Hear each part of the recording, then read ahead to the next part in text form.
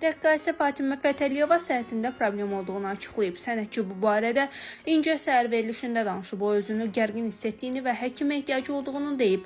Daxili ruhum yerində deyil, mənə nevropatoloq lazımdır, mənə həkim lazımdır, gərgin vəziyyətdəyim deyə Fatimə bildirib. O əlavə edib ki, bu halı anasının uzun müddətdir səhhətində ciddi problem yaşamasından sonra yaranıb. Qeyd eləyək ki, Fatimə anasının get-gedə yaddaşını itirdiyini deyib.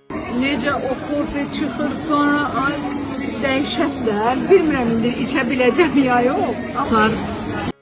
Dünyanın ən bahalı qəhvəsini içirəm. Bu sözləri aparıcı Xoşqədəm Hidayət qızı sosial şəbəkədə paylaşdığı videoda deyib. Aparıcı ona hədiyyə edilən heyvan nəcisindən hazırlanan məşhur qəhvədən danışıb. Bununla bağlı Rusiya kanallarında verilişə baxmışdım. Deyirdim, mütləq bundan içəcəm.